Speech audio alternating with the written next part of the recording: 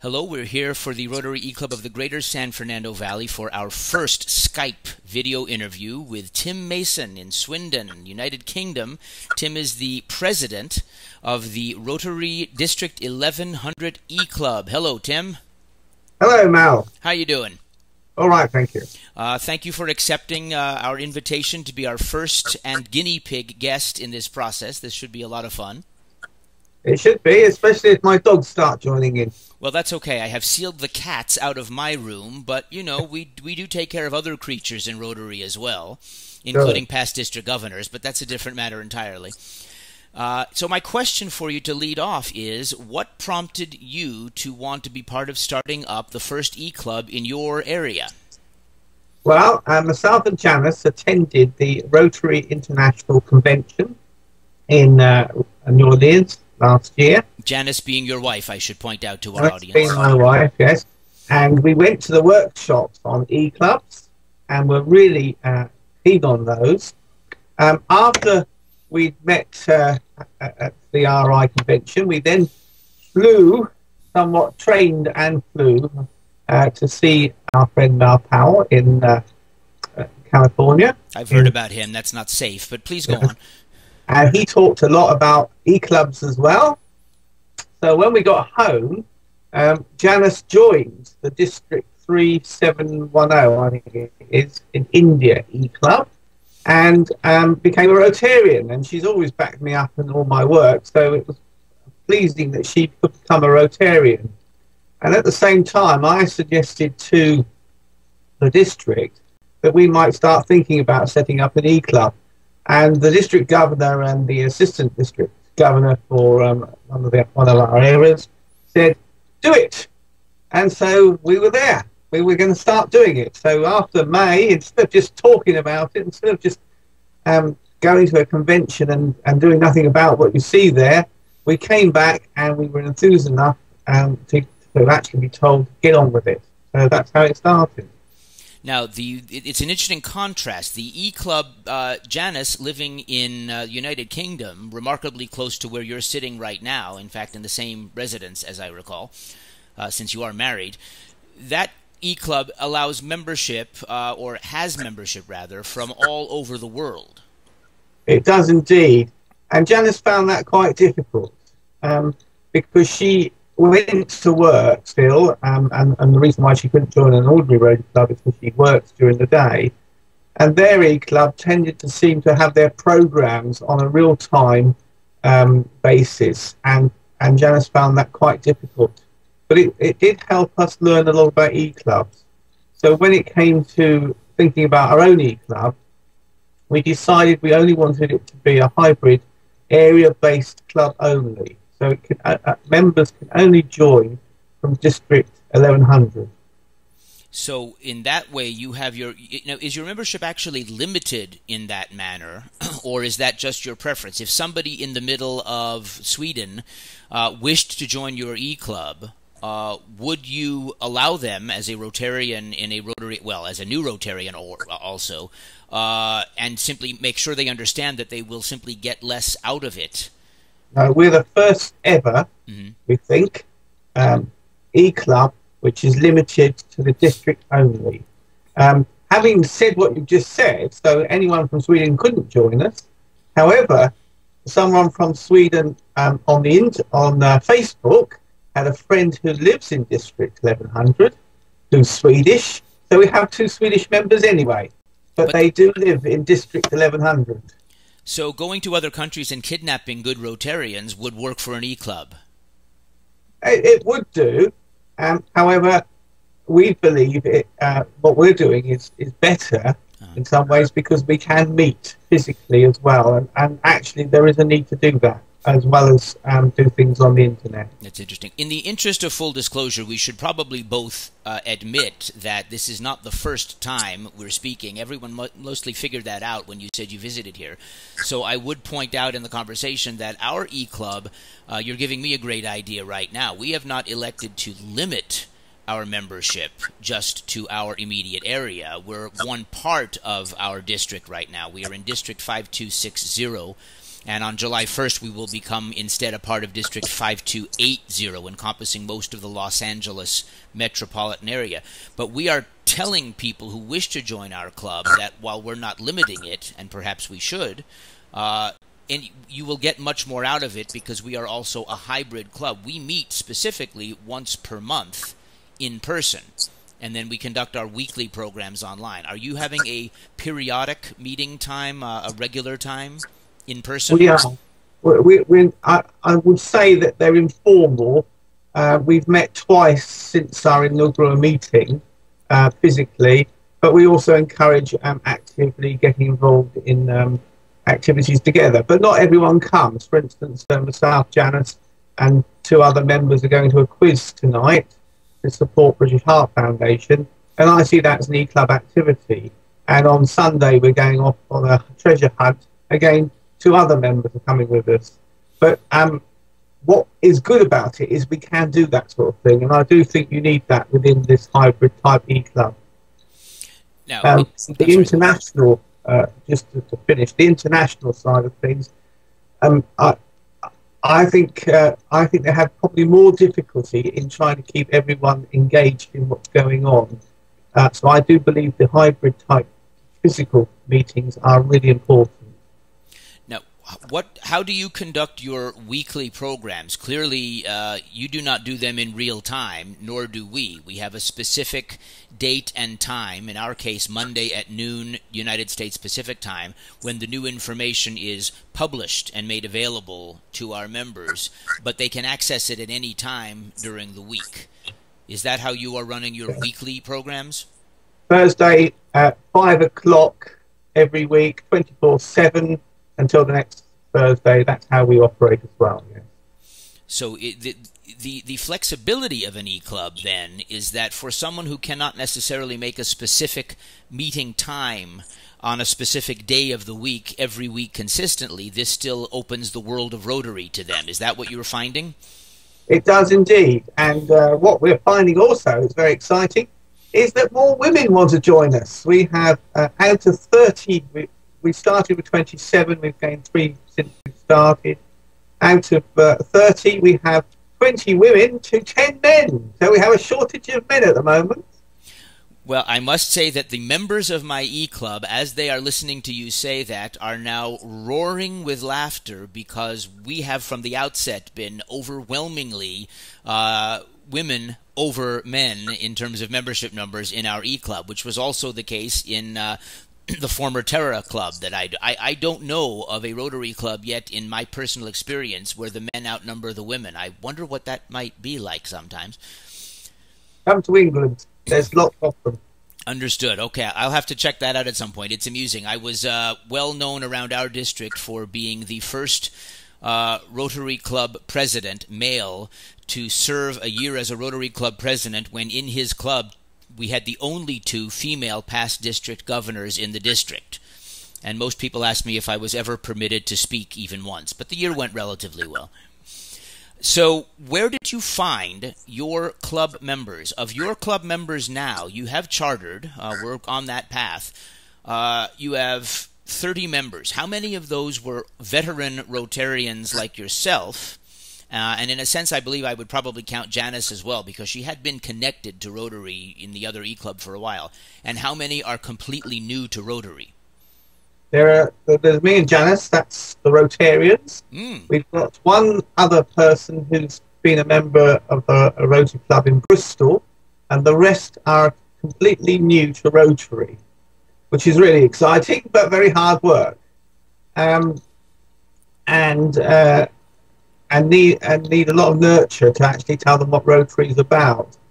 Where we recruited them from were friends, people we knew. We used LinkedIn, we used Facebook, we used Twitter, and we used our website. We used media, radio and television, not television, we didn't get on television, only on here. And gradually we picked them up, but it is hard going. You know, I had a lot of people that we actually talked to. I think we probably talked to over 100 people before we actually got our 25 needed to start the club. So, but in effect, what you're telling me is that while using the computerized media, which any Rotary Club in the world would do, the way you gathered your members was the same way any Rotary Club gathers its members, by talking to friends and colleagues and exciting them about the opportunity of Rotary. Absolutely. One of the biggest things I am concerned about is that I think we've let the name Rotary down, in that I don't think a lot of people out there, it's been quite interesting telling people about Rotary, in that they don't know what Rotary is. I had one younger person say to me, is Rotary about farming? And I had to explain then it wasn't. A lot of the work we've done, I think, on Twitter and LinkedIn and Facebook in particular, is to tell people about Rotary. We are not very good at that. And it used to be once upon a time that companies and businesses would encourage their members to join Rotary. That's not happening here in Great Britain anymore. And I don't think people still don't seem to know about it. We've allowed it to age, and then trying to get new people in, and that's something else we learned at the RI convention. The need to actually try to reach Generation X and Generation Y. Really important. If we want Rotary to go on for another 100 years, we have got to get a younger age group into it. Yeah, we've discovered in some cases we do need to find a way to have a smaller percentage of our membership, by virtue of adding new younger members, be people who were actually recruited by Paul Harris himself. So those are wonderful Rotarians, and their experience is wonderful and valuable, but now we need to have these wonderful people help train the newer generation of Rotarians to move things forward. I joined Rotary when I was 27 now. I've been the youngest Rotarian for very many years, and even at 57, I still seem to be one of the youngest Rotarians, although our treasurer in the E-Club is 26, so that is exciting. That's fantastic. It worries me that a treasurer can only count as high as 26 so far, but we'll get past that. So when you are coming up with your projects, I understand. I mean, tonight you and Janice and two others are going to attend a local event representing Rotary. Is it a Rotary event you're attending? No, it's the British Heart Foundation. Ah, okay. So not sponsored by Rotary, it's their event, but you're there representing Rotary, as we so often do in the community. Well, I'm very keen that what we do as an E-Club is partner organisations to do fundraising, both Rotary fundraising and community fundraising. So that's why one of our members actually is the local young organiser for the Gloucester British Heart Foundation. So that's why we're going to support that. And even Rotary is encouraging all clubs to partner when possible. And again, we have to keep reminding people that, what's different of a Rotary E-Club and a Rotary Club? Well, let's start with this. We are a Rotary Club. We just happen to have our weekly programs online instead of in a restaurant. So in terms of other Rotary clubs in your district, in your immediate area, have you partnered with any of them for projects yet, or are you looking to partner with those clubs? How is this being received? At the weekend, we're off on this treasure hunt, which is actually a Rotary club in Worcester running that. So we're part, if you like, we're partly or involved in that. I went last Monday to talk to a Rotary club just down the road in Marlborough, and we talked about how we might do recruitment together so that they can recruit people that can attend a physical club, and those who can't, and they thought it was really exciting, could join the E-Club and then still be involved in their activities when they had time. So in some clubs, they are actually seeing our E-Club as a positive step. Others have some other clubs are sceptical about what we're doing. But if Rotary is to move on, we have to try new things. And I believe the E-Club concept will engage people who are busy. I was sitting with someone today at a meeting, and he was telling me he hadn't been to Rotary for a while because of his being a counsellor, and he didn't know when he would next get there. That's what the point of the E-Club is for. To allow people to carry on being Rotarians, and being involved in what we do, but actually being able to attend online and not have to worry about the fact they can't get to their lunchtime or breakfast meetings. And we're finding the same thing. One of the recruitment efforts we're going to start doing right now is to talk to the clubs in our general area and find out what wonderful Rotarians they deeply regret having lost from their club they recently lost because of a change in their schedule or the sudden inconvenience of a meeting time. If we have a wonderful Rotarian in our E-Club who was a member of a lunchtime club for a long time and is a terrific Rotarian, but could no longer fit that weekday lunch into her schedule because her schedule involves travel all over Los Angeles County, which, as you've experienced once now, is a relatively large area. But the E-Club has given her the opportunity to come back to Rotary and stay in it and stay involved, and we don't want to lose great people. Are you looking at the clubs around town for recent former members in that general category? We are putting that idea over, but unfortunately, I think we lose those people without people thinking about that. And I have to say, it's quite worrying. A lot of our clubs are still probably were formed and have still the members that were formed 80 to 100 years ago, as you've already mentioned. However, we opened our bank account this week at the local bank and was able to recruit the bank manager who helped us open it. And that's how it used to happen, wasn't it? So it is about doing that again. Let's get out there. Let's recruit new people.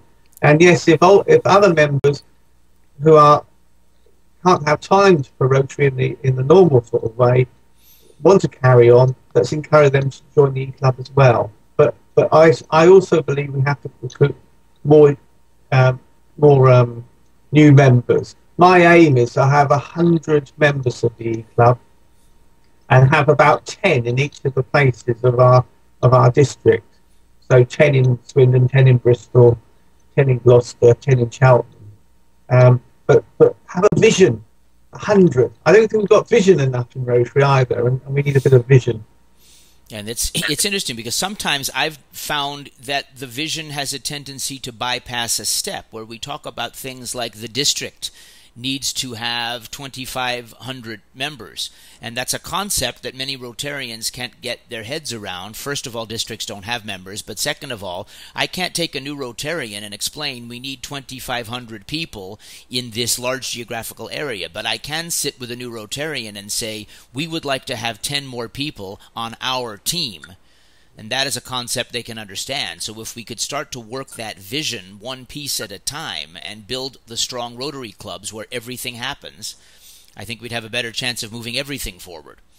I think also maybe we ought to consider urging Rotary clubs to, where they've got small numbers, to merge and become stronger in that way. I think small Rotary clubs, it's very difficult then, if they've got older, they're very difficult to recruit younger people. So I think some more partnership work between individual Rotary clubs would be very good as well. Are you also looking to create projects of your own E-Club, since you're local and a hybrid club also meeting, so you do have a more compact geographical area? Are you going to start to engage E-Club created projects, which perhaps those other Terra clubs can help you with, instead of your feeding volunteers to the previously existing clubs? We are, but I think one of the things because me and Janice are already Rotarians, and you start running programs for the E-Club, you forget how clubs originally did it. And so there's a lot of ideas going on about how we're going to raise this money and how we're going to raise that money. But no one's thought, well, how about, first of all, finding out what the projects are we want to support? And so I think we've got to do a lot of work here to actually tell our Rotarians what things are out there and then get them to decide what we want to support. And then I think we'll have about 4 projects a year that we'll probably support together as an E-Club and get others involved. But I think one of the things you have to do with an E-Club, a brand new thing like this, is to take it steady. And we're in a period of time of consolidation. where it's about teaching our members really what Rotary is about and getting them to make friends with each other, build relationships. And I believe that's really important. And I'm told every time I go to a tour to another club, how about the fellowship? How can you have fellowship in an e-club? Well, I believe that we'll have better fellowship in an e-club because you have to work at it, you have to build a relationship online, you have to learn about each other by reading things more, and then you meet up with people and then you do projects. But I think we'll have much better fellowship in an e-club than actually some physical clubs. Because we do have to work at it a bit harder. Absolutely. Which is exciting. Well, then I would like to invite you and all of your brand new Rotarians to take a look at our eClubs program for this current week, where we are sharing the official Rotary International videos on the 6 areas of focus.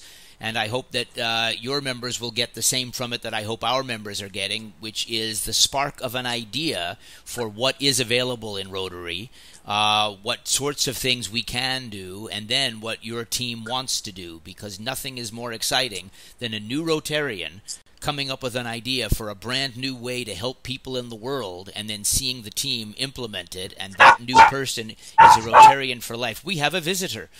We have a visitor. And now you can hear the dogs. Janice has just arrived. Janice home. must just have arrived. We see motion. Well, we are unfortunately running out of time for our recorded interview, since you and I can speak anytime. Yes, sorry about that, Janice. But Tim, thank you very much for your time. I hope we'll do this again at some point soon. And this could open the world of guests for us if the Skype recording works. I don't know about you, but someday I would like to have a guest speaker who is currently on board the International Space Station, so we're no longer even limited to the planet. That will be second in excitement only to having the chance to talk to you today. I wish your e-club all the best. We are twinned with your e-club, as you know, and we are looking forward to working together to develop both e-clubs, this side of the pond and your side of the pond. And if there is any doubt about the possibilities of fellowship and how they are not limited by mere technology or geographical distance, here are you and I, 2 Rotarians, speaking halfway across the planet with a common interest in building strong Rotary clubs and helping the world. Absolutely. And we did that to begin with through Facebook. Exactly. And the only difference truly between us is that you're closing your door to keep dogs out and I've got my office door closed to keep cats out. But yet still we get along. Yes, absolutely. Well, Tim Mason, president of the District 1100 Rotary E-Club, the newest chartered E-Club in the world, with us coming right behind you. Thank you for your time, and we'll look forward to speaking again very soon. Fantastic. Thank you, Mel.